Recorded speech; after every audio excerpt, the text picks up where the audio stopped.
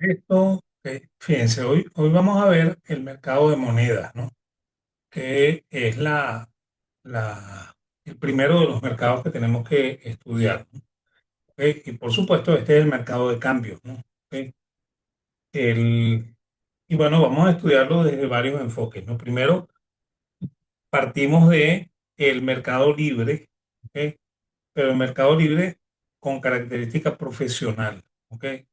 Ya les voy a explicar qué es esto, ¿no? O sea, normalmente cuando los mercados están libres, o sea, que no hay control, como tenemos nosotros desde el año 2003, ¿ok? Entonces eh, hay dos tipos de mercado, ¿no? Un mercado libre que llamamos profesional, en el cual actúan los tesoreros de los bancos y los tesoreros de las empresas grandes, ¿ok? Que tienen acceso a las tesorerías bancarias, ¿ok? Entonces, ese es el primer caso que nosotros vamos a estudiar, el caso del mercado libre profesional. ¿Ok? Normalmente es un mercado monetario, ¿ok? Siguiendo la clasificación que hicimos de mercado eh, hace algunas semanas, ¿ok? El mercado es secundario porque obviamente yo no compro los dólares emitidos por el Banco de la Reserva Federal, sino que compro unos dólares de terceros, ¿ok? Por eso que es un mercado secundario, es un mercado no institucional porque habitualmente es un mercado que funciona entre bancos, ¿ok? Los bancos no son instituciones, ¿ok? Son institutos de crédito, que es distinto a una institución financiera. ¿Ok? Una institución financiera es un lugar donde deberían confluir todos los operadores al mismo tiempo y eso no pasa en un banco. ¿Ok? Entonces, normalmente el mercado, como digo, es un mercado monetario porque es de muy corto plazo, secundario y no institucional. Y esto es un sistema de flotas, de cambios de flotación sucia. ¿Ok? ¿Qué significa eso de sistema de cambios de flotación sucia? Es un sistema donde el Banco Central interviene, ¿ok? Y los efectos de la compra y la venta de divisas se evidencian en el saldo de las reservas internacionales. ¿Ok? O sea que cuando yo compro, la reserva internacional disminuye y cuando yo vendo, la reserva internacional aumenta. A eso se le llama sistema de cambios de flotación sucia. ¿Ok? Entonces, bueno, supongamos que nosotros somos un tesorero y tenemos tres cuentas bancarias. Tenemos una cuenta en el Banco Mercantil, otra en el Provincial y otra en el Venezolano de Crédito. Y bueno, y tratamos de hacer una operación de compra de divisas. Entonces, llamamos en primer lugar al Banco Mercantil y el Banco Mercantil mm, este, llamamos a la mesa de cambios y en la mesa de cambios el operador de cambios, cuando nosotros le decimos que nos cotice, ¿ok? Él expone que él compra en 250,30 y vende en 253,50 y nos dice que eso es informativo, ¿ok? Cuando él expone que esto es informativo, eso lo que significa es que él quizá compra en 250,30 y quizá vende en 253,50. Sin embargo, no está definitivamente posicionado. ¿Ok? Entonces, bueno, nosotros lo tratamos de posicionar diciéndole que nosotros estamos comprando. Vamos a suponer que yo estoy comprando $20,000 para pagar una importación que estoy realizando. Y entonces yo le digo al operador de mesa, mire, yo estoy comprando $20,000. ¿Ok? Entonces cotízame para eso, para $20,000 en el lado de la compra. Entonces él muy seguramente me va a poner en espera, ¿ok? O sea, va a poner la llamada mía en hold, ¿ok? Y le va a preguntar al jefe que qué hace y le dice que yo soy el tesorero de una determinada empresa que quiere comprar $20,000. Y entonces el tesorero le dice, bueno, ya tú le dijiste que esto es 250,30 y 253,50 informativo. Sí, sí, sí, yo se lo dije, pero él dice que quiere comprar $20,000. Entonces le dice, bueno, vamos a hacer una cosa, dile que se lo vendes en 255. ¿Ok? Entonces el tipo levanta el teléfono y me manifiesta que él me vende los dólares en 255 bolívares.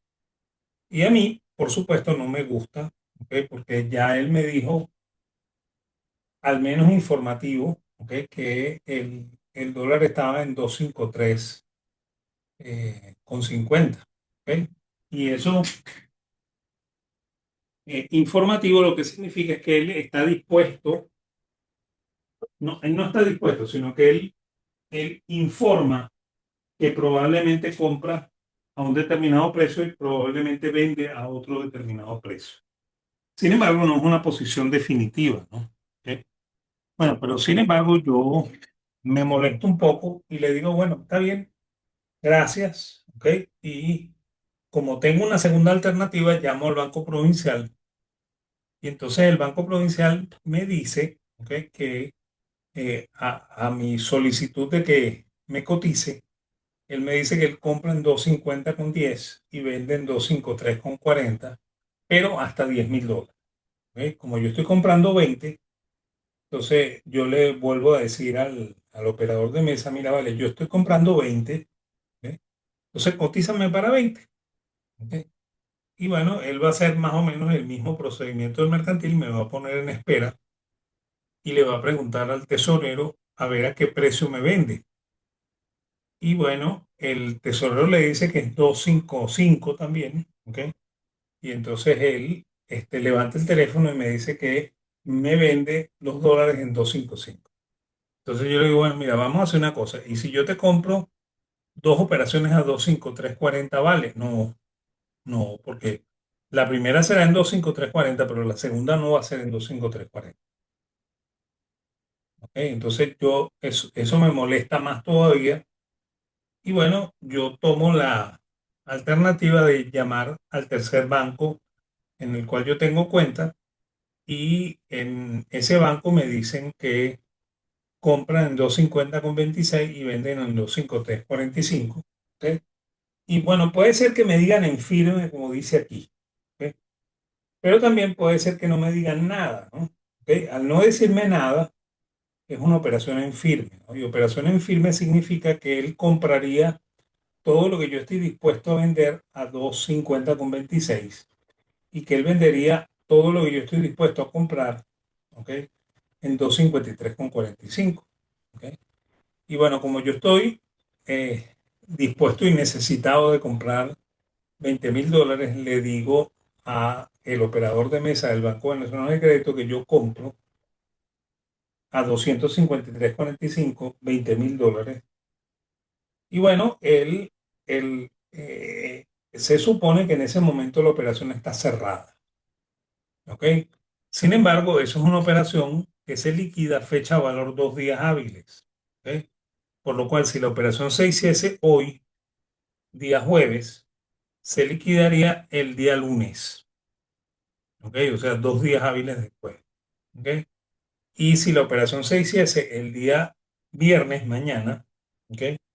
Entonces esa operación se liquidaría el día martes. ¿Ok? A menos que el día lunes sea feriado bancario o el día martes sea feriado bancario.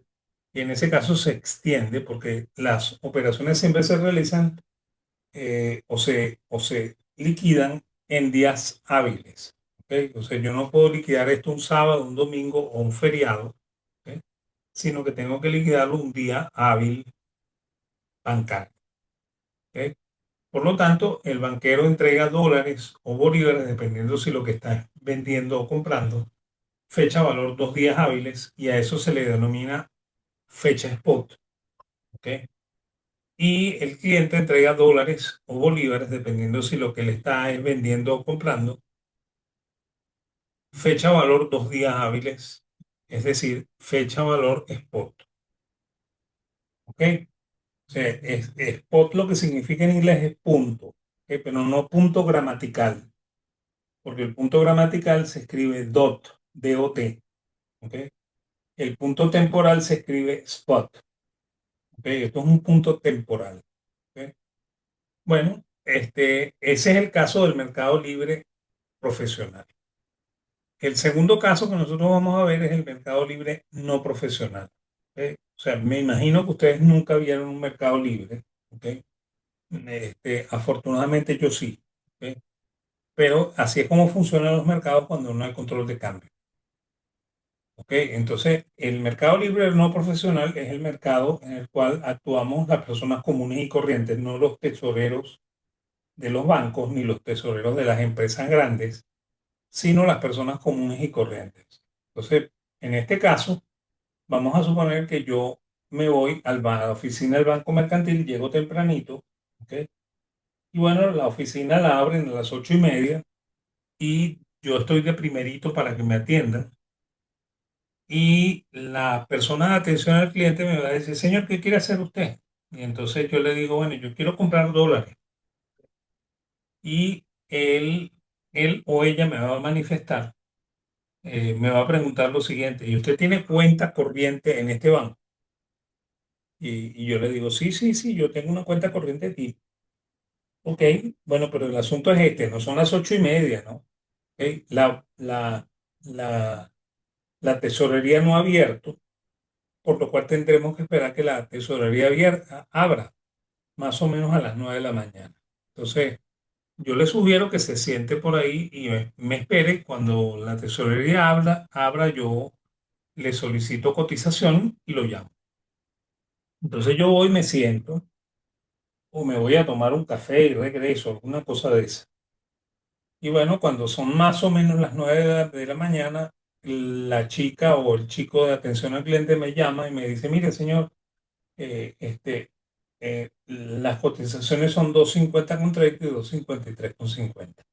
Fíjense que son las mismas que dijimos antes, ¿ok?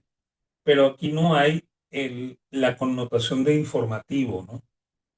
Y bueno, si yo decido comprar, el precio que me van a poner es 253,50, ¿ok? Y inmediatamente me van a sacar dinero de mi cuenta corriente y me van a entregar unos dólares en la taquilla. ¿Ok?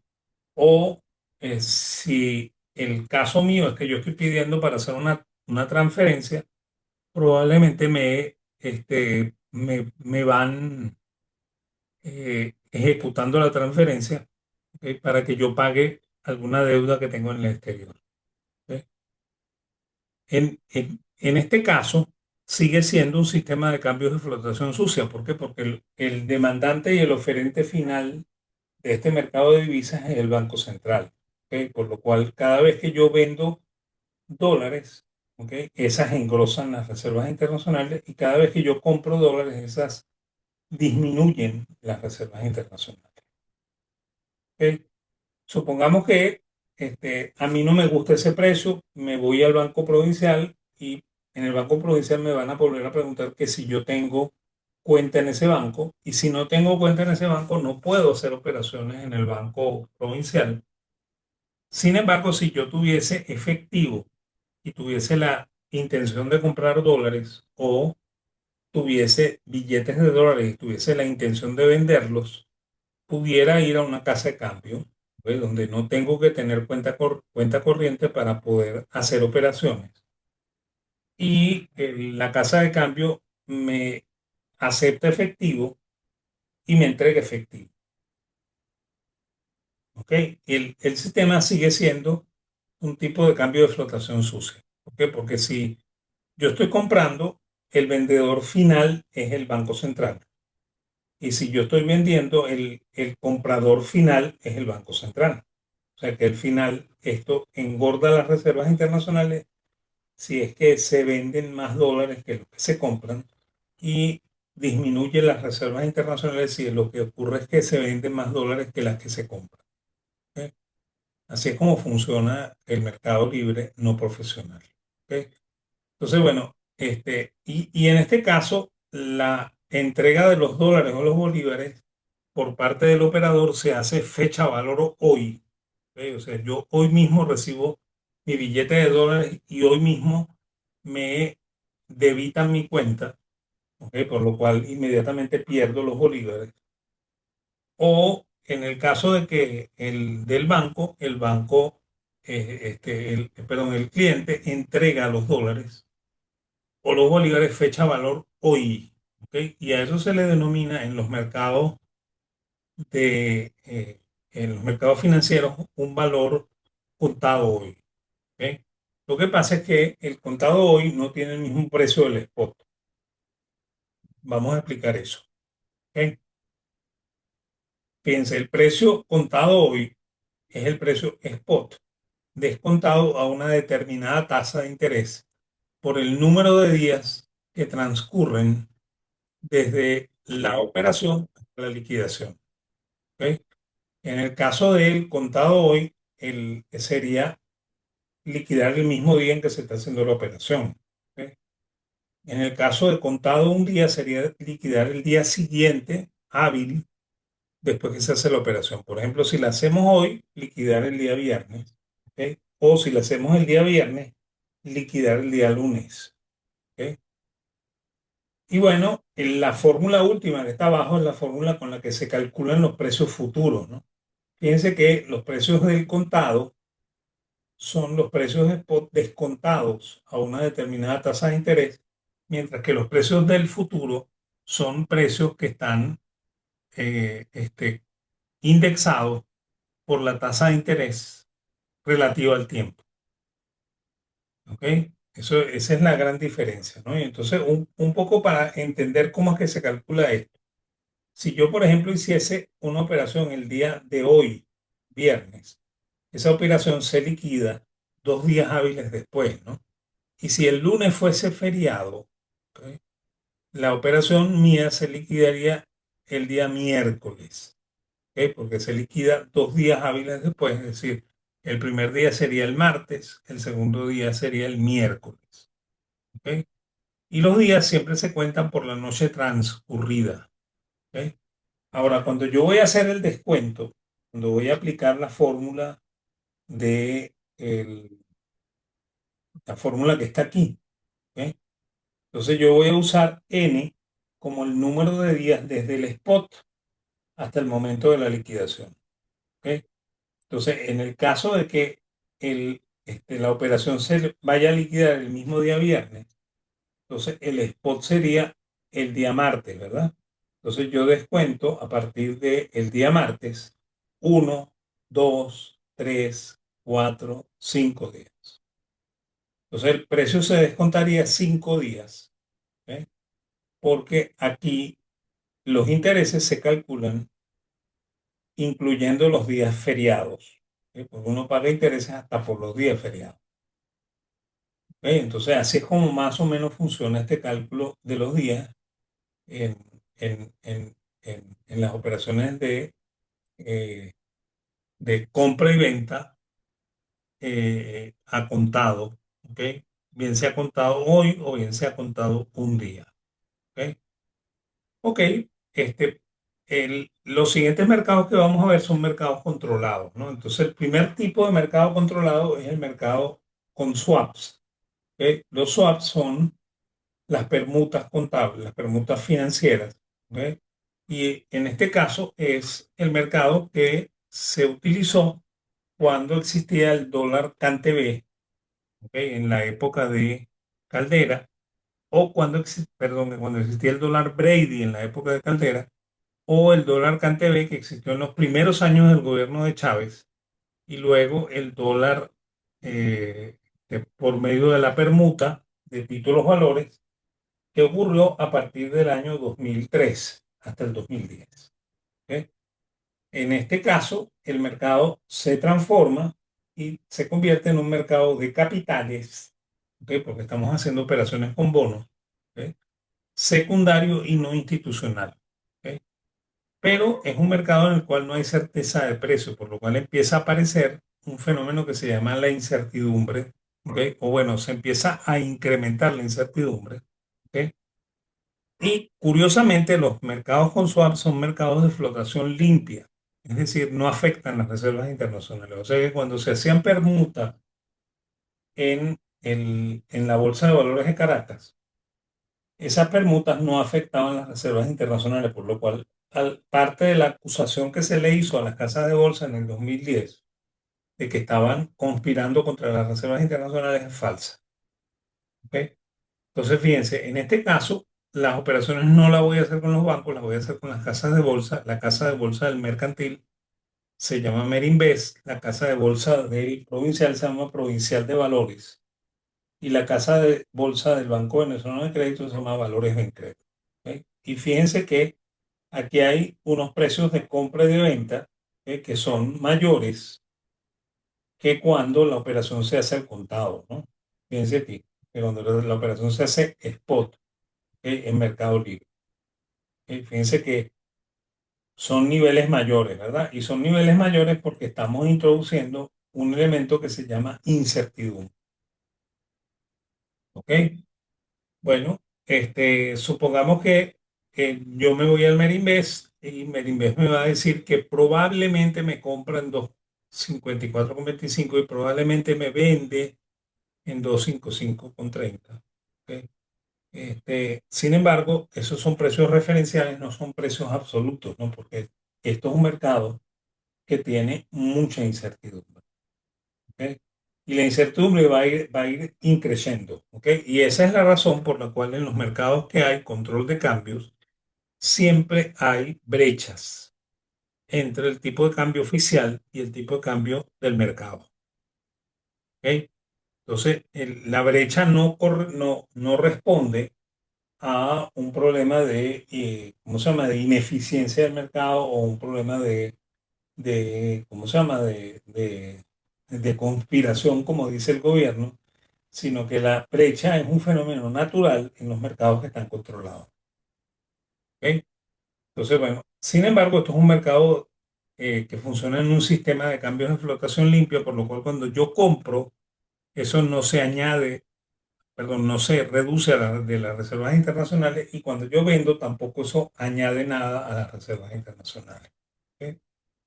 Entonces, el negocio es más o menos así. Yo compro, o sea, si yo quiero comprar dólares, entonces yo compro en bolívares un bono en la Bolsa de Valores de Caracas, un bono denominado en dólares, pero lo pago en bolívares. ¿Ok? Y bueno, el corredor vende ese bono en el exterior y consigue dólares. Y esos dólares entran en mi cuenta en el exterior. Y esa es la razón por la cual no se afectaron las reservas internacionales. O sea, no hubo una salida de capitales producto de esta operación cambiaria. ¿Ok? De la misma manera, si yo lo que quiero es vender dólares, entonces yo este, agarro unos dólares que tengo en el exterior, ¿ok? Y con esos dólares compro un bono venezolano, ¿ok? Que está denominado en dólares, lo, le ordeno al corredor que lo traiga a Venezuela y lo trance en Venezuela en bolívares, ¿ok? Por lo cual yo consigo bolívares a un tipo de cambio distinto al tipo de cambio oficial, que es el tipo de cambio paralelo. ¿Ok? Entonces, así funciona, ¿no? Una vez que el mercado de swap se suspende, y ese es el caso, eso es lo que ocurre en el año 2010. ¿Ok?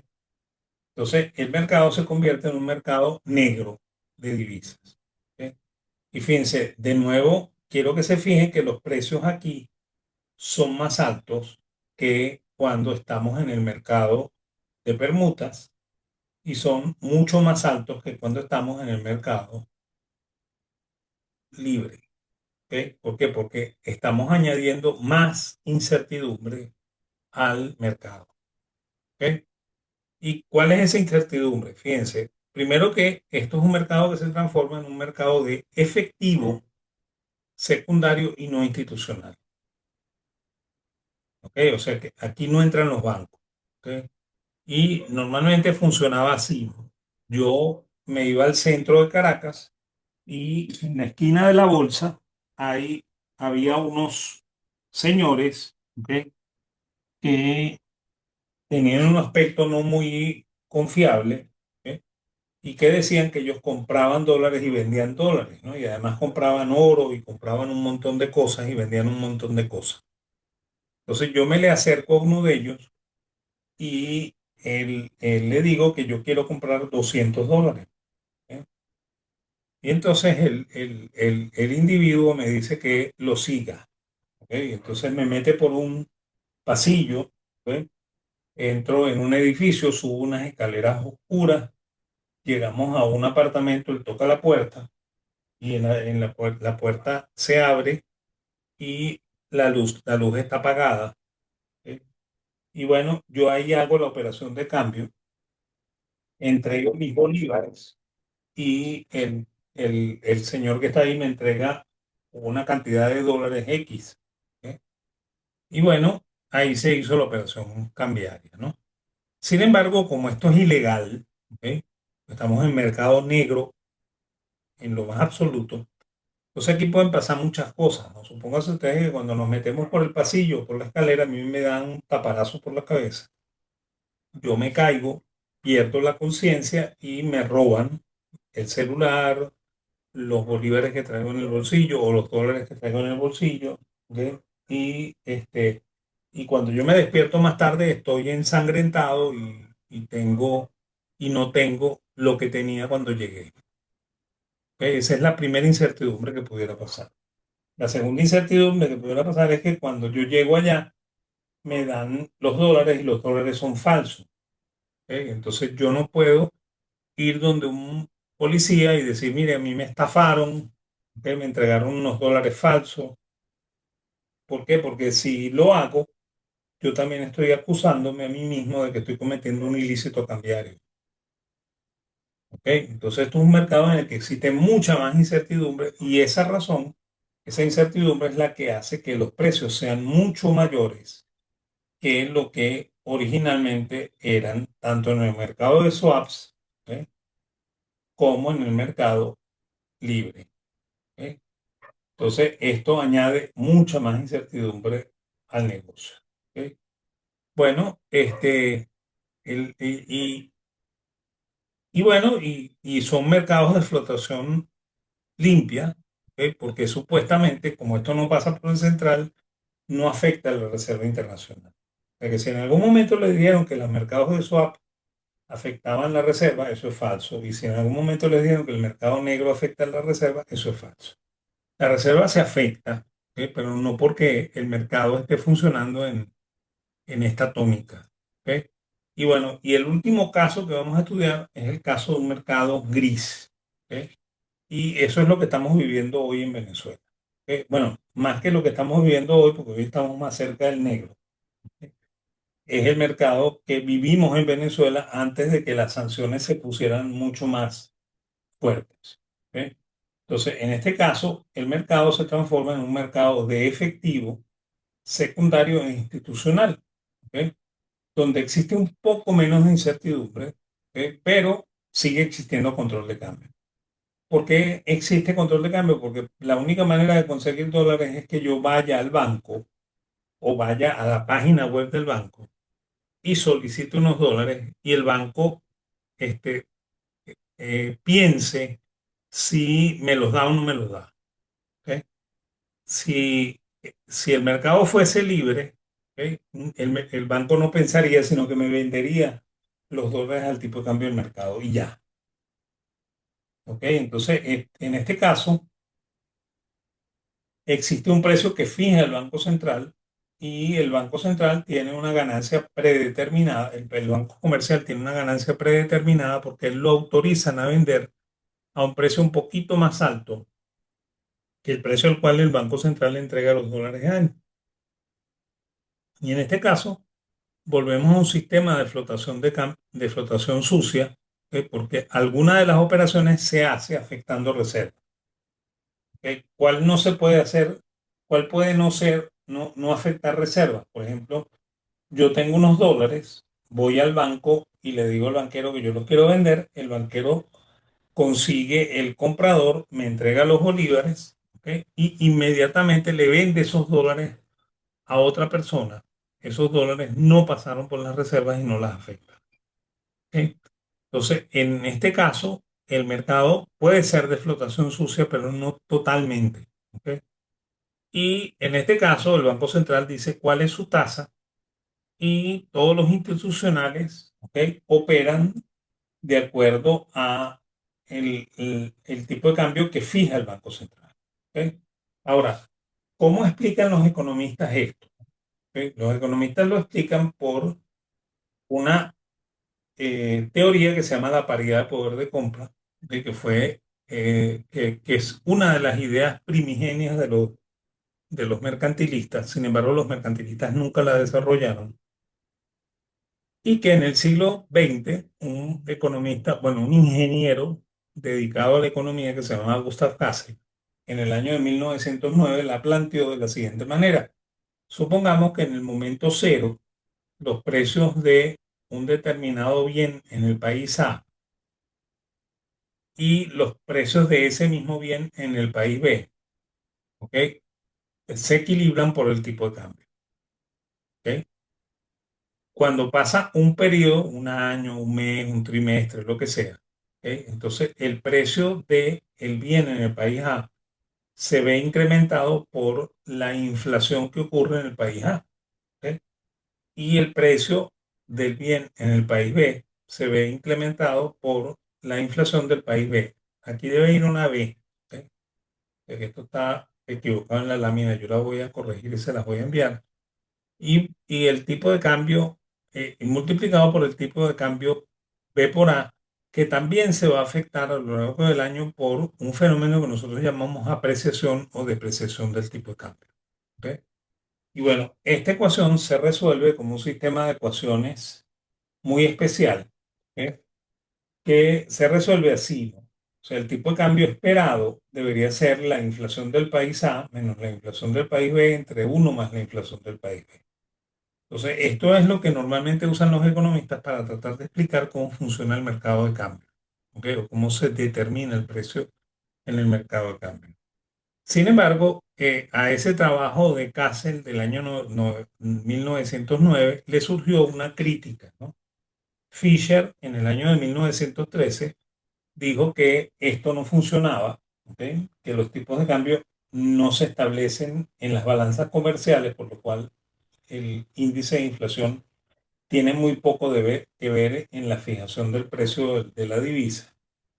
Y él cree que eso se establece más bien en el mercado, en la balanza de capitales, por lo que debería usarse la tasa de interés en lugar del índice de precios, ¿no? Entonces, para Fisher, la apreciación esperada del tipo de cambio debería ser una relación de intereses de acuerdo a esta fórmula, ¿ok? Ambas fórmulas son incompatibles, ¿ok? Y de hecho, en el caso venezolano, si yo calculo la paridad de poder de compra con la fórmula de Castle, siempre, casi siempre me va a dar que el bolívar está sobrevaluado, ¿ok? Mientras que si yo calculo el cambio con la operación, con la ecuación de Fisher, normalmente me da subvaluado. O sea, me dan cosas completamente contradictorias, ¿ok?